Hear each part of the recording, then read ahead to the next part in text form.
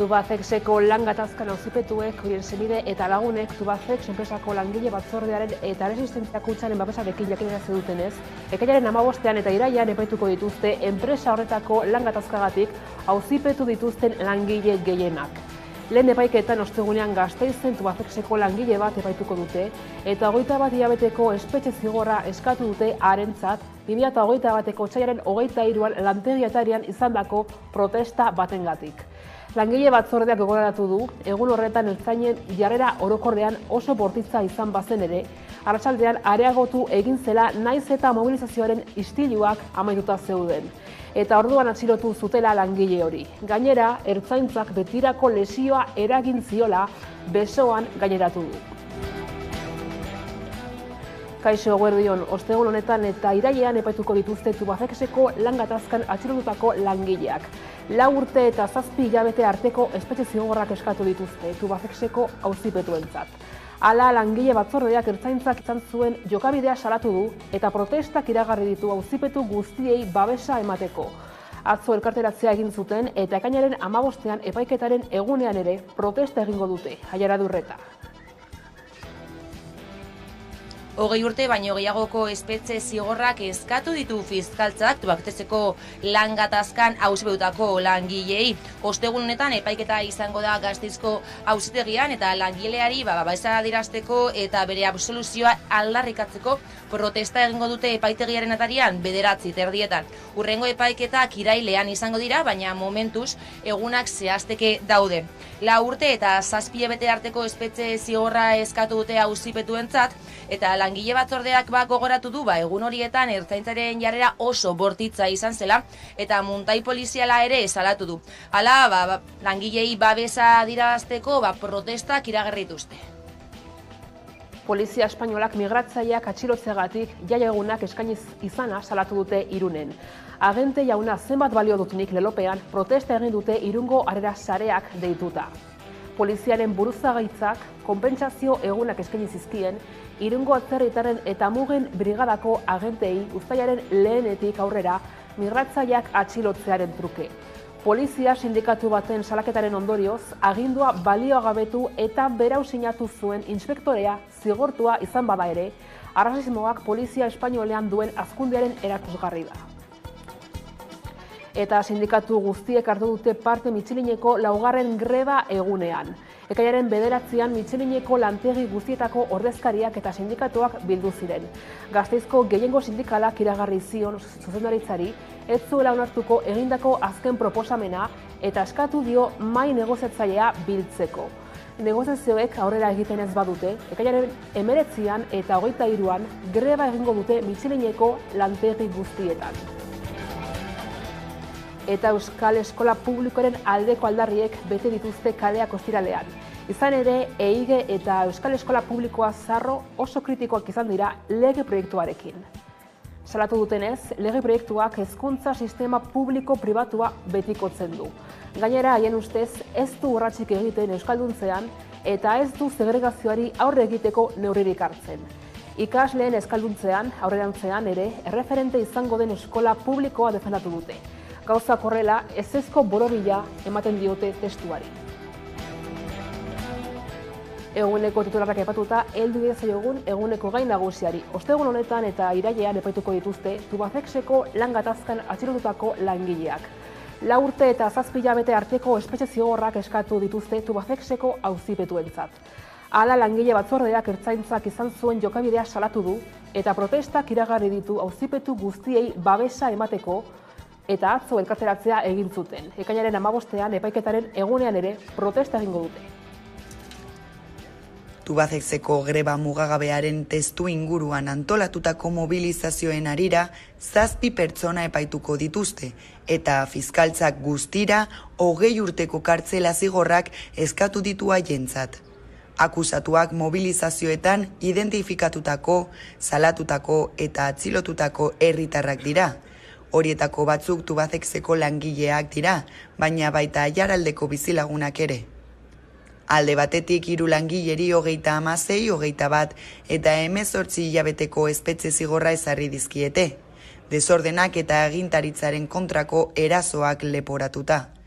Beste alde batetik, 3 herritarrentzat 4 urte eta 7 hilabeteko kartzela zigorrak eskatu ditu fiskaltzak, Zaratzoko pikete gertakariengatik, beste 6 lagunekin batera.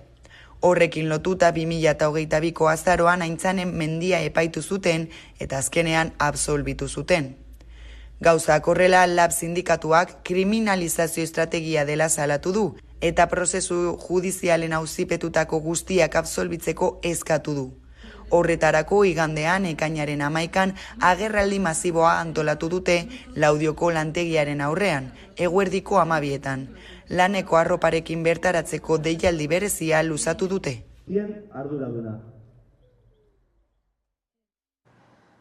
Polizia espainolak migratzaileak atxilotzeagatik jaiegunak eskaini izana salatu dute Irunen.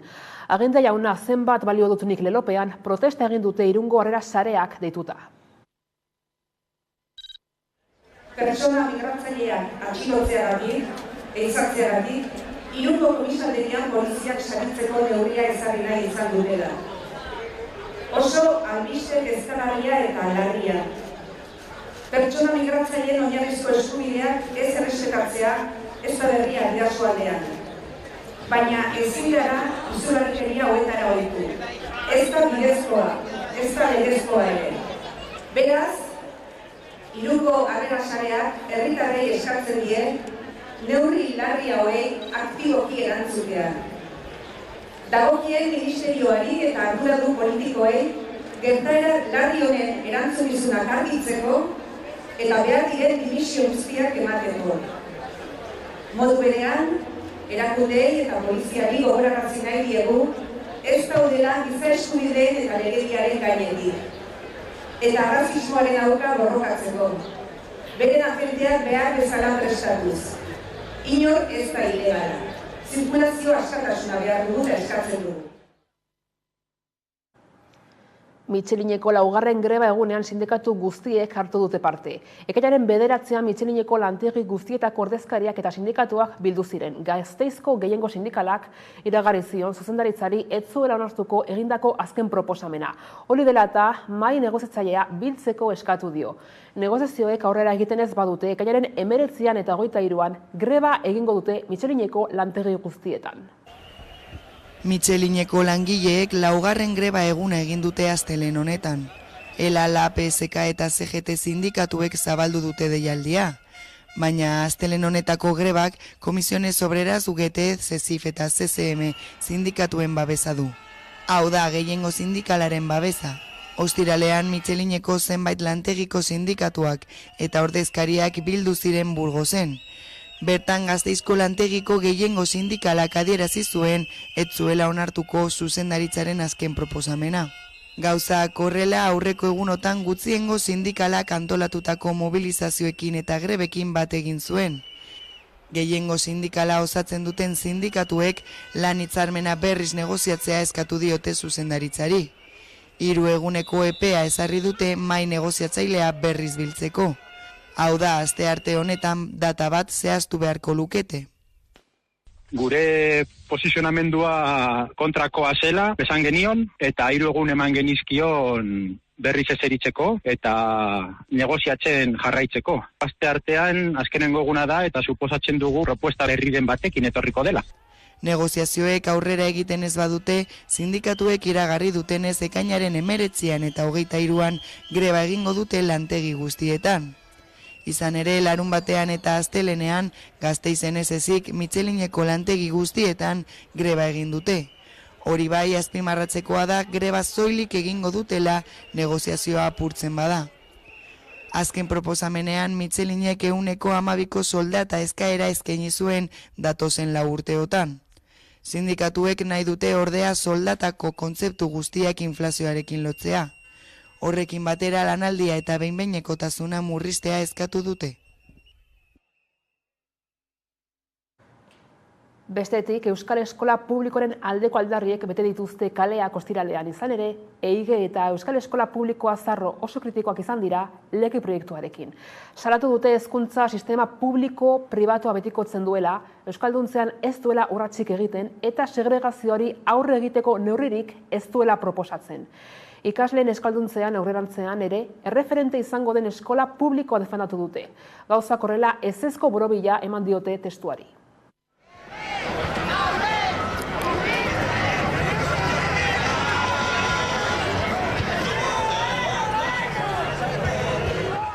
Onartu nahi duten hezkuntza legea ez delako euskal eskola publikoa behar duena, baizik eta justo kontrakoa. Arrazoi ugari dauz euskal eskola publikoaren alde egoteko. Eskola publikoa da, sare bakarra hezkuntza eskubidea bermatzen duena, eta aukera berdintasunaren alde egiten duena. Eskola publikoa du egoera desorekatuen orekatzaile, aniztasunaren ikur, inklusiboa da, eta bere bokazioa integratzailea eta unibertsala izatea da.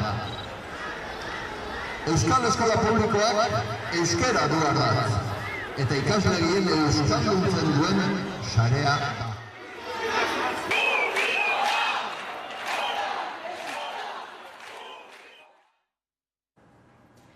Eta milaka lagun elkartu dira larun batean Iruñean euskararen aldeko aldarri ozena egiteko. Euskara nafar guztiona dela eta etorkizun oparoa merezi dutela aldarrikatu dute. Zehazki 10.000 pertsona batu ziren deialdira antolatzaileen arabera. Hitzaldian azpimarratu dute euskararik gabeko Nafarroa bat ezin dela ez ulertu, ez onartu, ez da gozatu ere. Esku bat nahi dut. Nafarroa euskara da. Iratze, Zirauki, Barasoan, Oibar, Sartaguda, Larraga, Usue, Maineru, Mendavia, Alegre, Garizoan y Azkoien.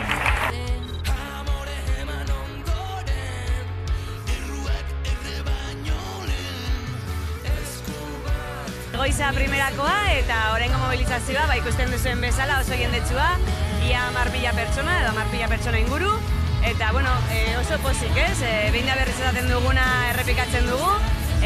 Euskara dela Nafar guztiona. Nafarroa osoko lagunak bildu gara hemen, oso manifestazio koloretsua eta jai girokoa izan da, hori nahi genuen eta hala izan da. Eskerrik asko, zorionekuak gu! Ezin da gozatu euskararik gabeko Nafarroa.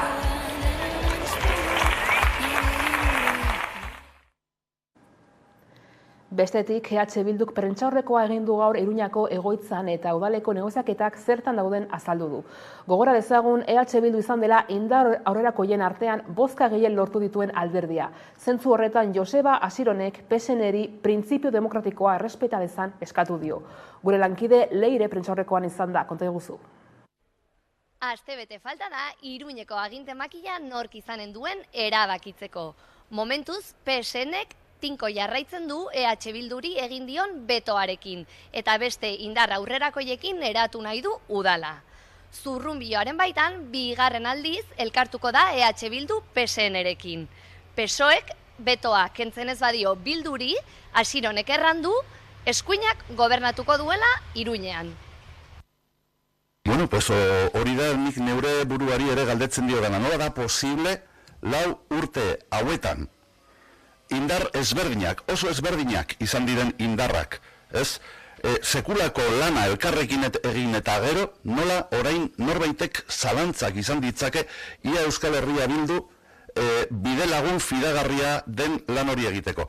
Zergatik gurekin lanean egon direnek, orain kuestionatzen dute lanerako baliagarriak. Ote garen? Ez du logikarik. Orain, Bilbora egingo dugu jauzi Aiala Durreta lankidearekin bat egiteko. Lehendabizi Euskal Herriko pentsiodun mugimenduak 1.080 euroko gutxieneko pentsioa bermatzeko eskatuko dio alderdi guztiei. Voxi izan ezik, idatzi bat bidaliko diete Madrilgo Kongresoan, ordezkaritza duten alderdi politikoei uztailaren 23 baino lehen, eta mobilizazio esanguratsu antolatuko dute hauteskunde egunaren atarirako. Zer gehiago dakigu? Momentuz ez dute datarik finkatu, baina uztailaren 23 baino lehen, Eguzkerriko Pentsioen Mugimenduak iragarri duenez, protesta handi bat egingo du. Izan ere, hauteskundeen aurretik, euren aldarrikapenak oihartzun handiagoa izateko protesta handi hori egingo dute, ezta? Eta era berean, mugimenduak 1.020 euroko gutxieneko pentsioa berehala ezartzea aldarrikatzeko Madrilgo Kongresuan ordezkaritza duten alderdiei gutun bat bidaliko diete, hori bai, boxi izan ezik. Azken batean mugimenduak emandako datuen arabera, Euskal Herriko ia 220.000 pertsonaren pentsioa ez da 1.080 eurora iristen, eta gainera gehienak emakumeak dira. Eta horrez gain azalatu dute 40.000 largun pentsio ez dela 700 eurora ailegatzen. Bestetik, Gorabide enpresako langileek 5 eguneko greba abiatu dute gaur. Lan hitzarmenaren negoziazioaren blokeoaren aurrean, ELA, LAF eta ESK sindikatuek grebara jo dute berriro. Ez da ala, Aiara? Gorabide enpresako beharginek 5 greba egunetako lehena abiatu dute. Gainera iragarri dutenez, zute baztertzen greba mugabera jotzea. ELA, LAB eta ESK sindikatuek lanuztera bat deitu dute, Bizkaiko Foru Aldundiak eta enpresak negoziatzeko erakutsi duen borondate eza salatzeko. Langileen ordezkariek alaber, gatazkaren egungo egoeraren erdunak izatea, leporatu diete erakundeetako eta enpresetako arduradunei. Aniztasun funtzionaleko sektore guztize hankaz gora dagoela. Etxanaue andereak esaten dau pertsonak zaintzen da bizela, baina gure sektori ez dau zaintzen. Deko guzdanak agortua gure hitzarmenak oindala urtiek. Eta ez da boni buelta emoteko inolako proposamenik. Eta Bizkaiko ostalaritzak berriro ere grebara joko du oraingoan, ekainaren 29an eta 30an Frantziako turra Bilbotik abiatu den egunen bezperan alegia. Lan hitzarmena berritzea exijitzen dute eta patronalaren blokeoaren aurrean lanuztea egingo dute ELA, LAF, UGT eta Comisiones Obreras sindikatuek deituta. Aiara. 20.000 langile baino gehiago osatzen dute Bizkaiko ostalaritzako sektorea. 3 azpisektoretako langileak dira, jatetzeak eta tabernak, hotelak eta ospitaleak eta ikastetxeak hornitzen dituzten kolektibitateak. Egun lan hitzarmenen negoziazioa blokeatuta dagoela salatzen dute sindikatuek, izan ere 2020tik lan ituna berritu barik dute. Eta besteak beste, 3 urte baino gehiago daramatzate soldata igoera barik. Hala, ELA, LAB, Comisiones Obreras eta UGT sindikatuek deituta ekainaren 29an eta 30an grebara joango dira langileak, zehazki Frantziako turra Bilbotik abiatuko den egunen bezperan. Aiara agurtu eta jarraian beste gai batekin goaz izan ere, Nikola Sturgeon Eskoziako ministro nagusi ohia atxilotu dute igande honetan Eskoziako Alderdi Nazionalaren finantzei buruzko ikerketa ireki batean. 9 orduz atxilotuta egon ostean aske utzi dute kargurik gabe.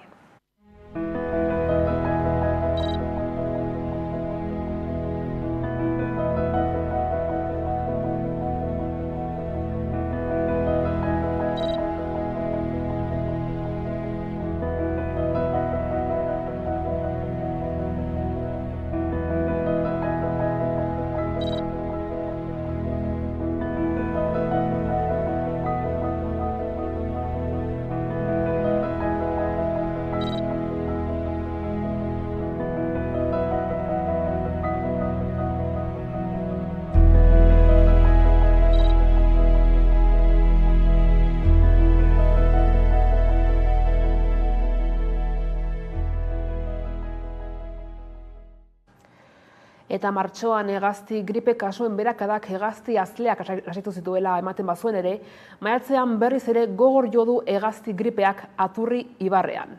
Frantziak neurriak jarri ditu ekoizpen modu industriala ezinbestean atxikitzeko. ELB-ren arabera, ekoizpen moduak berak areagotzen du gaitza. Hegazti gripea berriro ere edatzen ari da Frantzia inguruan. Martxoan beherakada nabarmena izan zen, baina maiatza hasieratik hegazti gripea ugaldu da.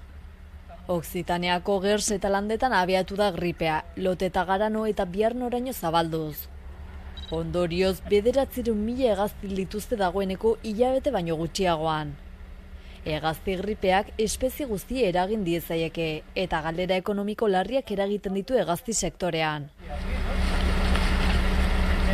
2021ko urritik orain arte erregistratutako hegazti gripe epidemiarik handiena bizitzen ari zen Europa. Izan ere 6.000 agerraldi baino gehiago erregistratu ziren 37 herrialdetan. Apiriletik baina beherakada ikusi zen, eta Frantziako agintariek kasu lurraldeko egoera arrisku handitik arrisku moderatura pasatu zuten. Azken hileko gripe gorakadarekin ordea, 91 birus abiagune identifikatu dituzte Aturri ibarrean. 54 gersen, 24 landetan eta 3 Biarnon. Ipar Euskal Herrian oraindik ez da abiapunturik identifikatu, eta herri bakar batean ere ez da neurririk behar izan. Frantzian alere hegazti griparen edapena galarazteko neurriak jarri dituzte. Alegia birusaren abiaguneak identifikatzen dituzte eta 10 kilometroko biran hegazti guztiak hiltzen dituzte. 20 kilometroko biran berriz hegaztiak mugitza debekatzen dute salbuespen baimenik ezean. Horrez gain, abere tropedan hegazti berriek sartzea debekatzen da, eta erregularki jarraipen birologikoa egitea eskatzen da. LB sindikatuaren arabera, ekoizpen moduak berak areagotzen du gaitza, eta Frantziak ezarritako neurri horiek hazkuntza eredu industrialarentzat eginak dira, eta ez kanpoan hazten dituzten hegaztientzat. Etxalde industrialak 30.000 hegaztiko etxaldeak izan daitezke, horrek beste kudeaketa bat eskatzen du LB-ren arabera.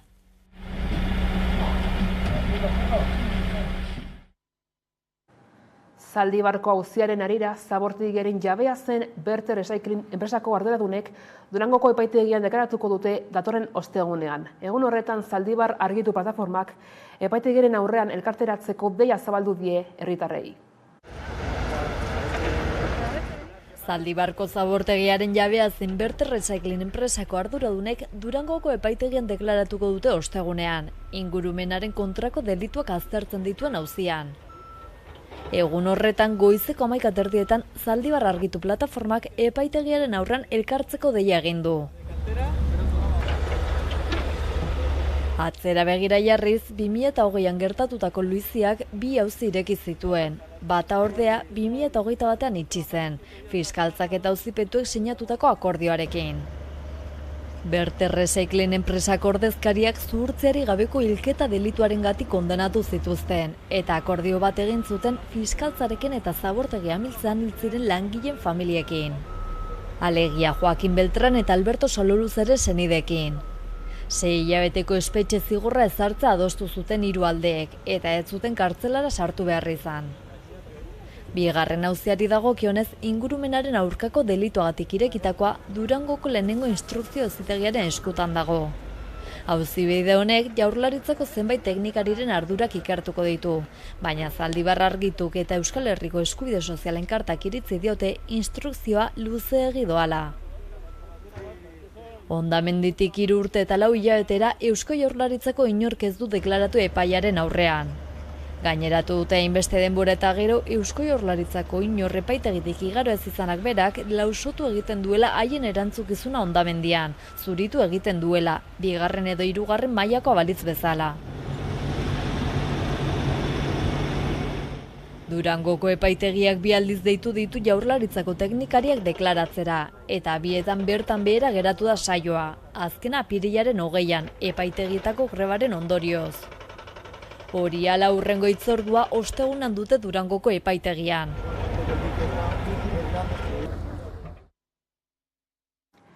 Eta Gasteizko tranbiaren langileek greba bertan bera utzi dute. Langileek greba bertan bera uzteko bozkatu dute zuzendaritzaren azken proposamena jaso ostean. Lab sindikatuak positibotzat jo du zuzendaritzak eskaini duen azken proposamena. Hala ere, prozesua ez dago itxita. Zuzendaritzari mahai negoziatzailea biltzea eskatu dio. Gasteizko tranbia! Borrokan! Gasteizko tranbia! Borrokan!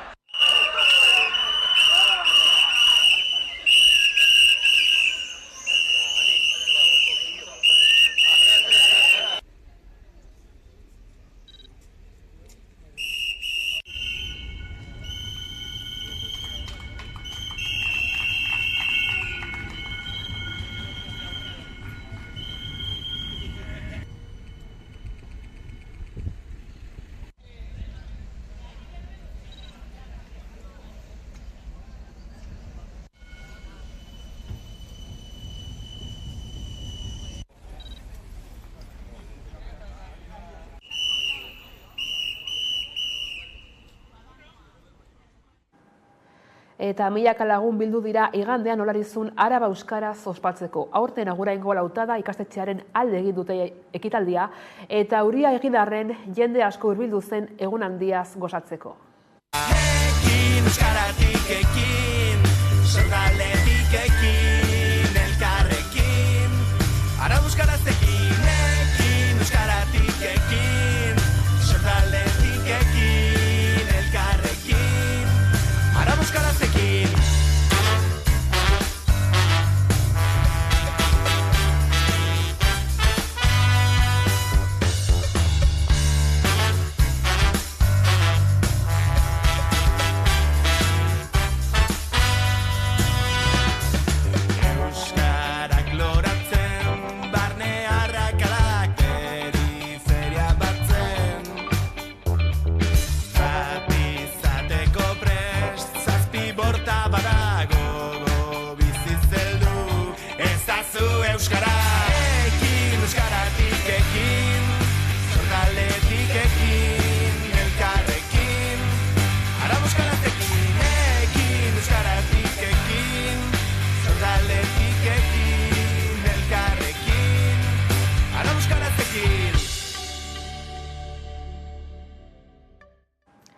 Eta zabalik dira dagoeneko BBK Klimabenturaren ateak.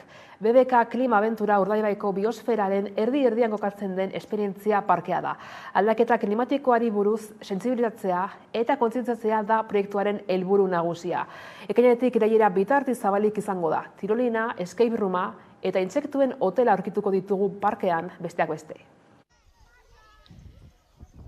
BBK Klimabentura Urdaibaiko biosferaren erdi-erdian kokatzen den esperientzia parkea da. Aldaketa klimatikoari buruz sentsibilizatzea eta kontzientziatzea da proiektuaren helburu nagusia. Herritarron jarrera eta pentsamendua aldatzeko ate bat dela ziurtatzen dute. Izan ere, jasangarritasunak ematen dituen ingurumen, ekonomia eta gizarte onurei buruzko esperientzia aukera zabala eskaintzeko diseinatutako eta kudeatutako lekua da. Instalazioek tirolina, domo geodezikoa 360 gradu, intsektuen hotela, escape rooma, arboteruma, energia berriztagarrien instalazioak eta bizikleta elektrikoak besteak beste biltzen dituzte.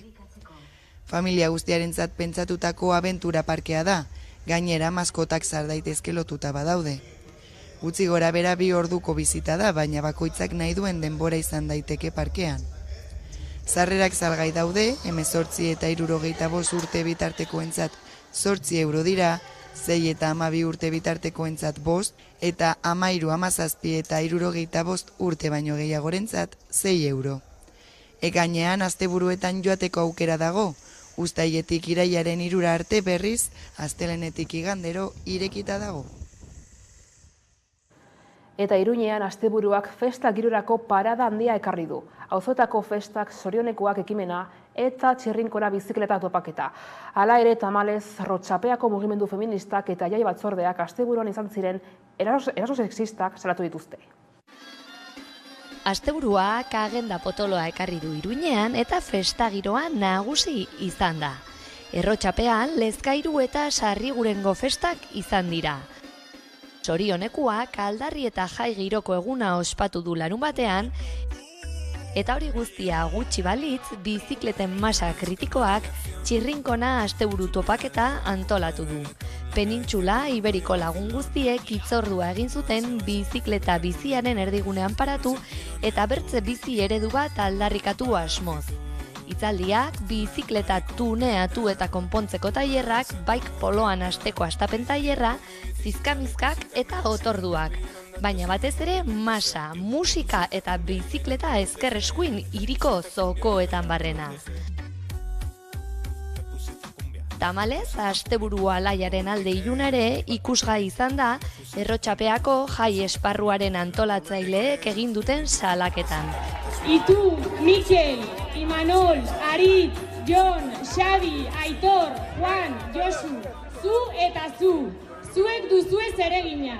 Zuen lagun bagosoak eta pelmak identifikatu eta eraman itzazue etxera. Hemen ez ditugulako nahi. Eta zu erasotzaile aurrean izango gaituzu.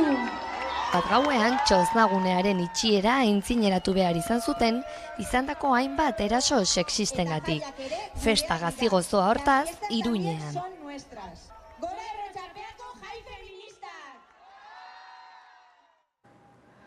Eta pasaden asteko elkarrizketa nagusietako bat berreskuratuko dugu orain. Aurrekoan, Txefirroko labeko idazkari antirasistako kidearekin egin genuen hitzordua magazinean. Beraz, ikusteko aukerarik izan ez bazenuen, hemen duzu.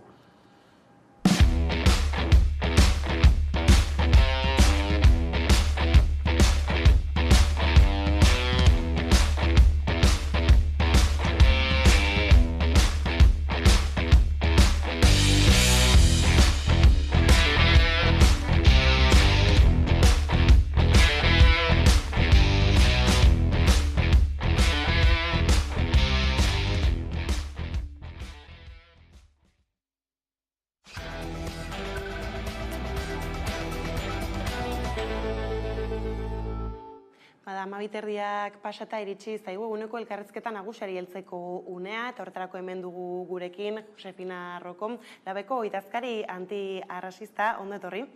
Gurera. Kaixo, eskerrik asko gonbidapenagatik.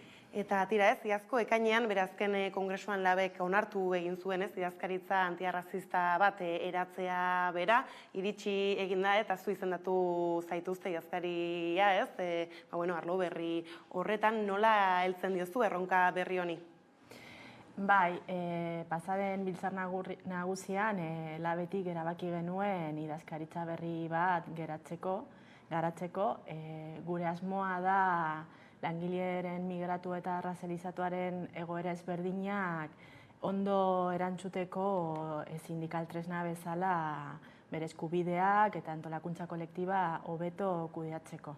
Bai, ez, gainera esan dugun bezala ez orain gutxi egin zenuten aurkezpena bera, eta egia da, ez, hauteskunden testu inguruan iritsi zela, justu, agian gurean ez da inbeste, baina Espainiara begira, ez, zer kolore gailendu egin ziren, horrek ere arduratu egiten zaituztez eskuinaren gorakadak, batez ere ez, lotura ere badaukalako zuek lan egiten duzuen arlo horretan.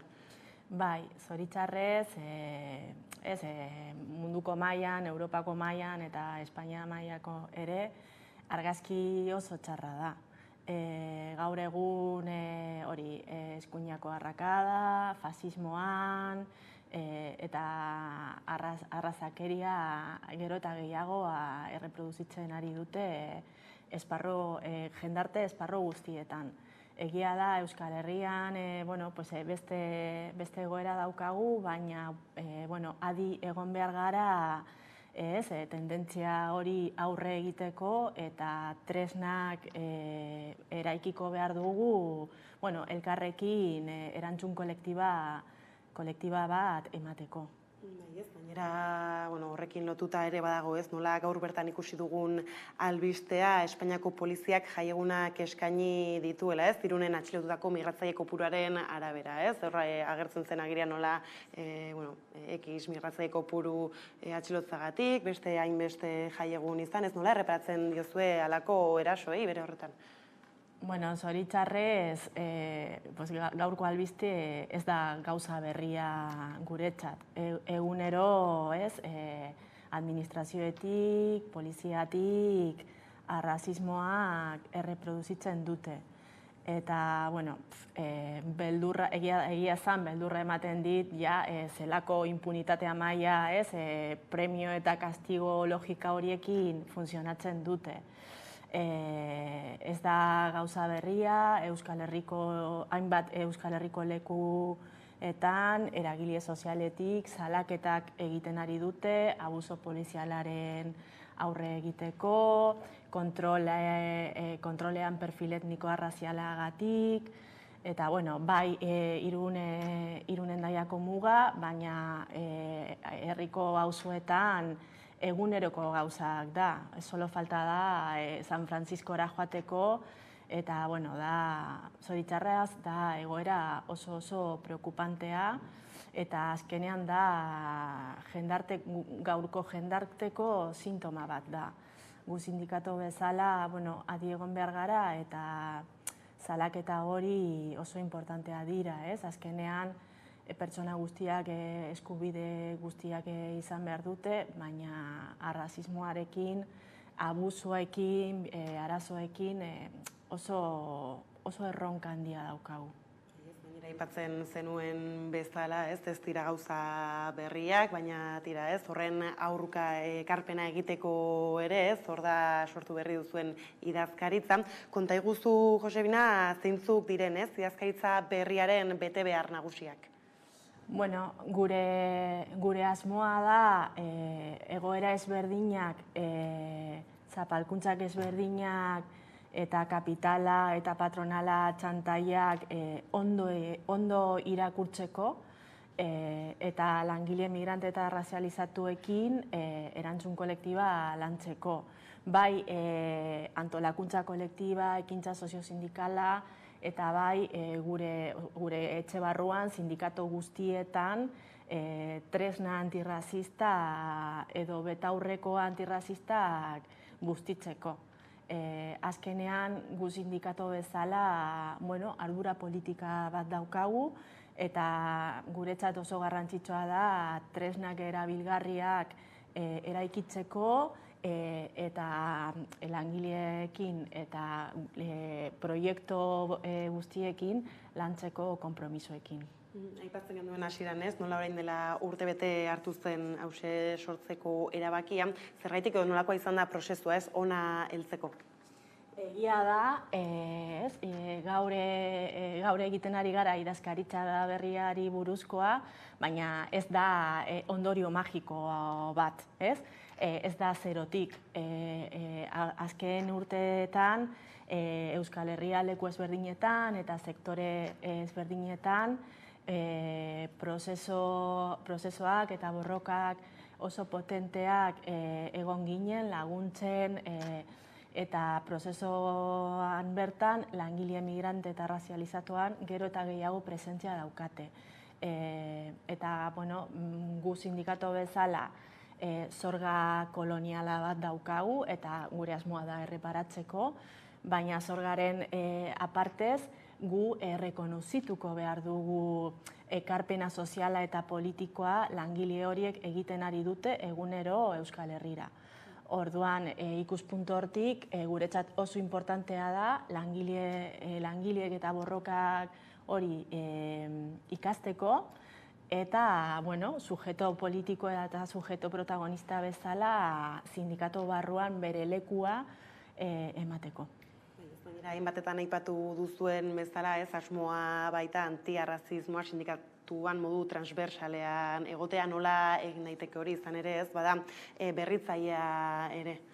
Bai, gu oso kontzienteak gara gauza pilo ikasteko daukagu, gauza pilo eraikitzeko, ikasteko daukagu ere bai.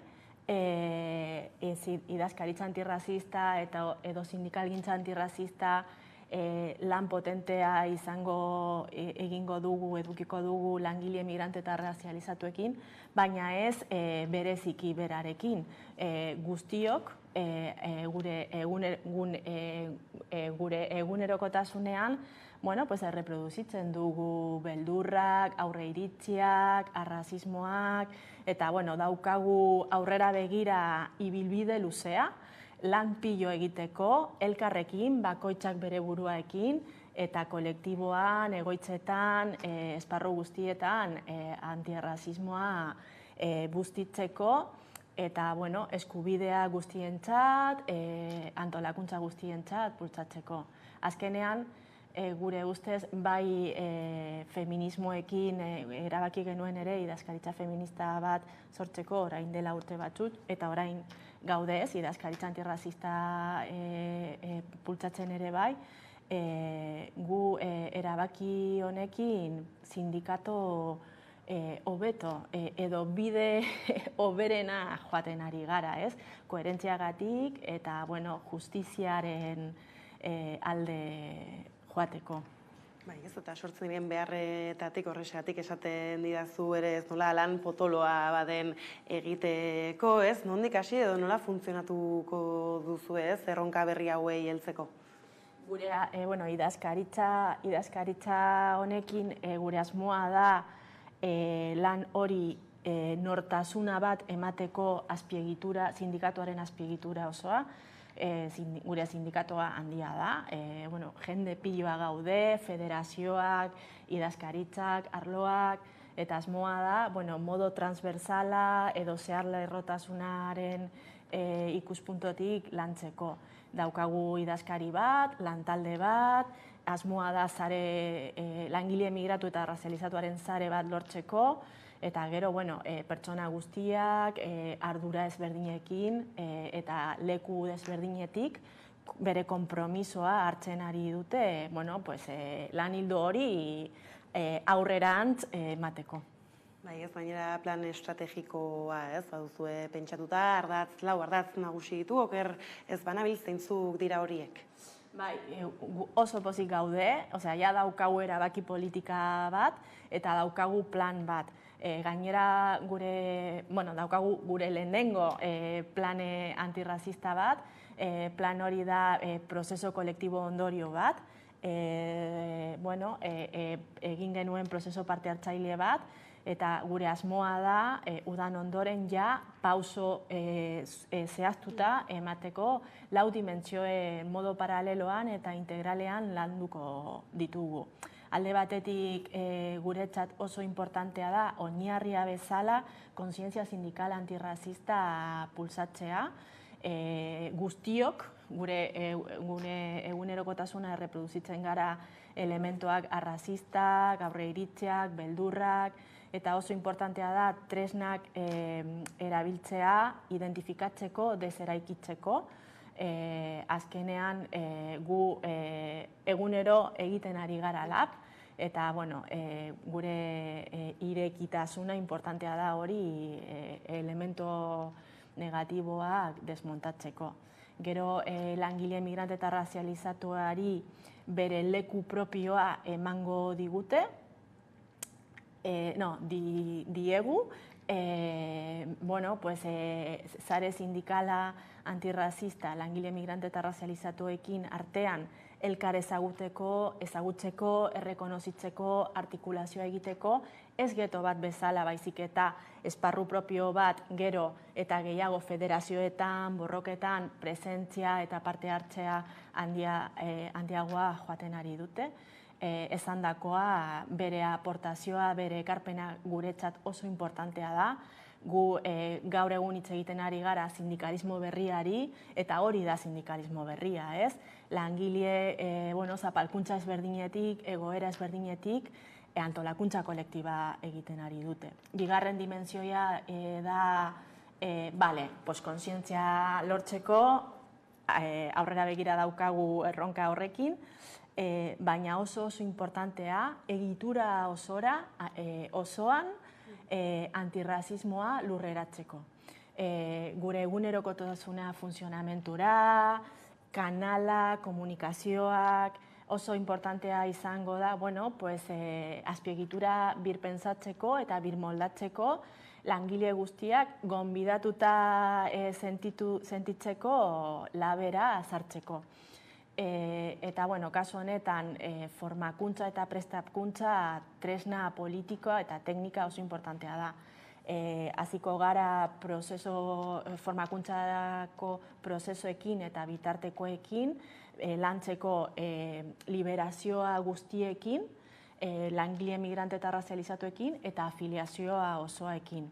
Esparru propioak eta esparru mistoak elkar ezagutzeko, elkar errekonozitzeko, eta, nortasuna kolektiba labeko kidea bezala lantzeko baita ere. Kontzientzia sindikala eta funtzionamiento azkein, gu sindikato bezala, tresna bezala langileentzat, guretzat oso importantea da antolakuntza kolektiba eta ekintza soziosindikala antirrazista garatzea. Horregatik, esandakoa, begiak oso irekiak edukiko ditugu ekintza sindikala antirrazista langilearen egoeratik zehaztuta edo abiatuta ekintza sindikala birpentsatzeko. borroka tresnak, ohitura sindikala, bueno, pues, birmoldatuko behar dugu. Egia da, azken bolada honetan asko ikasten ari gara, langile migrantea eta razializatuak sektore ezberdinetik pista piloa mai gainean ipintzen dute, sindikalismo berria eraikitzeko, innovatzeko, bueno, pues, patronaleari poterea disputatzeko beste registroekin. Hori oso importantea izango da. Eta laugarren dimentsioa guretzat, gure posiziotik, gure lekotik, Euskal Herrian eragin sozial eta politika egiteko. Bai lan baldintzak, bai lan bizitzan, pertsona guztientzat eskubide berdinak pulsatzeko eta borrokatzeko, eta bai administrazioeri neurriak politikak exigituko dugu. Gainera, esaten zenunaren arira askotan entzuten dugu nola zaila den batzuetan, pertsona arreazializatuak dauden sektore prekarioetan, sartzea edo bertan organizatzea, sindikatuen presentzia bultzatzea, mekanismoak berritu behar direla, aipatzen zenuen ein batean nola egiten da hori. Esan duzu ere, azken aldian irakaspen asko ere utzi dituztela sektore ezberdinetan, zintzuk dira horiek? Gaur egun, zoritxarrez, edo gure jendartearen hipokresiagatik, funtsezko sektoretan, langile migrante eta razializatuaren presentzia handia dauzkate, etxeko langilearen kasuan, landa ereduan kasuan, arrantzaleako kasuan, eraikitzeko kasuan, ostalaritzako kasuan, oso eskubide gutxiekin, arazoak eta vulnerazioa piloekin, baina aldierantziz oso lan funtsezkoa egiten ari dute. Guretzat oso importantea da langile hori ez biktimizatzeko, bai, errekonozituko behar dugu bere egoerak zehaztuta, bere baldintzak, eta nola azkenean patronala eta kapitalak erabiltzen dute egoera hori txantajea egiteko, abusoak egiteko. Baina beste aldetik bere ahalduntzeak borroka egiteko, antolatzeko ez da gutxi. Eta, hortik asko ikasten ari gara. Azkenean gu tresna bezala langile guztientzat, facilitatuko behar dugu eta hori gure ardura da,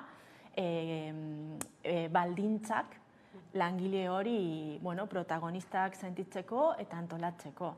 Egia da, beste langileren baldintzak desberdina behar dute, azkenean egoera desberdinatik azten ari gara.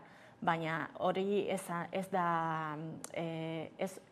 da signifikatzen ezin dute ezer egin. Gauza piloa egin aldute. Bai, ez baina esaten duzun horrekin lotuta dago erabat, martxoaren 8an mugimendu feministak iragarri zuen, greba feminista zeintzarekin lotutako aurrere paper funtsezkoa jokatuko duzue. Bai. Eta, kasu honetan, ez egiten ari gara greba, historikoki greba bezala, baizik eta, greba lantzeko enplegu munduetan, bizi munduetan, eta, tresna hori oso importantea eta oso garrantzitsua historikoki, baina, moldatuko behar dugu kreatibidadeekin, sujeto multiple aniztasunatik parte hartzea eta egoera ezberdinak bizibilidadea emateko, horizontaltasunaekin eta hori. Horretaz, aparte gainera, idazkaritza beraren aurkezpenean ere, Huerta de Peraltako borroka hartaz hitz egin zenuten baita ere, inflexio puntua izan zenez, gerora sindikatuak hartu duen norabidari begira? Bai, noski baiet. gaur egun guretzat Huertas de Peraltako borrokan oso inflexio punto izan da. Gu labeko bezala ikasi genituen gauza pilo ez imaginatu genituen. Gaur egun, Nafarroan, Tuteran eta zonalde hori sindikalizazio maila oso garrantzitsua da, eta lehen ez imaginatu genuen hori. Oso potentea da langile hori konpromisoa eta kapazitatea borroka egiteko. Oso harro gaude Huertas de Peraltaekin. Bestalde etxeko langileak orain dela 2 urte, 3 urte prozeso batean hasi ginen asamblada batekin larun batero, eta ja gaur egun labeko barruan daukagu sekzion sindikal bat etxeko langileari. Orduan, prozeso ezberdinetan, egoerak ezberdinetan, langile migrante eta razializatuak sindikalismo berria praktikan lurreratuta, baina eredua daukagu. Nire ustez, doble pedagogia dela. Alde batetik berarentzat sujeto politiko errekonozitzeko, baina gu sindikato bezala berari eta errekonozitzeko eta gu berdefinitzeko esperientzia konkretotik erronka daukagu, ez? Orduan pedagogia piloa daukagu ere. Ez badira esperientziak eta aipatu dituztu bezala, ez? Erronka handiak badira aurretik, bukatze aldera, ez? Zeintzuk izan gara lehenbiziko pausoak edo helburu nagusiei erreparatuta aipatuko zenituen tarteka, ez? Baina azken mesua elkarrizketa amaitzeko. Gu askotan esaten dugu gure beharra da lab etxe guztiontzat izateko. Larun batean egon zen langile bat, Janet hasi zen sindikatoan orain dela 20 urte piko garbiketa bezala, eta berak komentatu zuen, hasieratik labek etxean bezala sentitu zen. Gure asmoa da langile guztioak etxean sentitu. Elkarrekin sentitu, zaintzeko, sujeto protagonista bezala sentitzeko, azkenean hori esandakoa elkarrekin proiektua eraikitzen ari gara, eta ekarpena ezberdinak oso garrantzitsuak dira guretzat, bai koherentziagatik, bai sindikalgintza hobeto egiteko, eta pozik gaude, ilusio pila daukagu borondade politikoa, ez beldurrari gabe, baina daukagu borondade politikoa, daukagu lantalde eta ekipo oso potentea, ilusio piloekin gauzak egiteko gauzak, eta daukagu plana, pausoak, konkretoak, hasteko. Orduan, bidean gaude. Ez hori da, eta guk bide hori gertutik jarraituko dugu, eskerrik asko gaur gurekin izatearren, hurrengora arte. Eskerrik asko zuri, Karol. Ni euskeraz ikasten ari naiz, oso urduri nago, espero dut ondo transmitituko dizuet ideiak, zeo zer badakizue non gaude. Ondo transmitutak, badaidatzen nik. Eta horrela iritsi gara albistegaren bukaerara, besterik ez gure aldetik, horik izan dira gaur eguerdiak gure hangar utzi dituenak. Gogoratu guztiak eta gehiago nahi duzen aldiro, 11.7 duela eskuragarri, geratzen du izan.